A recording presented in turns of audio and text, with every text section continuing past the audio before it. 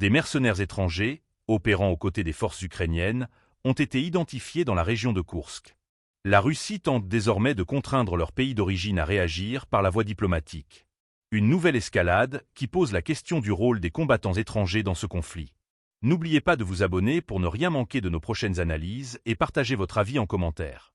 Selon Rodion Mirochnik, ambassadeur itinérant du ministère russe des Affaires étrangères chargé des crimes imputés au régime de Kiev, Moscou a entrepris une démarche diplomatique active.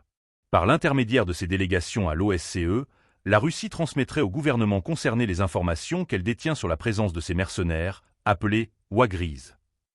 Il s'agirait de combattants étrangers engagés clandestinement aux côtés des forces ukrainiennes, certains ayant même un rôle clé dans les opérations militaires.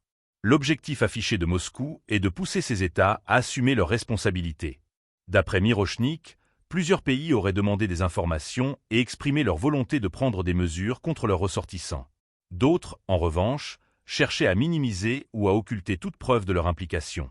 Une affirmation qui, si elle est avérée, soulève la question du soutien indirect de certaines nations occidentales à ces combattants.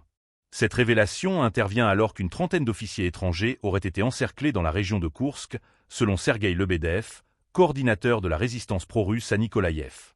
Ces officiers, présentés comme membres de pays de l'OTAN, auraient joué un rôle essentiel dans la coordination des troupes ukrainiennes, en traitant les renseignements transmis par les satellites occidentaux et en ajustant les frappes en territoire russe. Une implication qui, si elle était confirmée, marquerait un nouveau seuil dans l'implication indirecte de l'Alliance dans le conflit. Depuis début mars, l'armée russe a intensifié son offensive dans cette région stratégique. Selon des estimations basées sur les données du ministère de la Défense, Moscou aurait repris le contrôle de 31 localités, tandis que les forces ukrainiennes auraient subi plus de 2000 pertes humaines.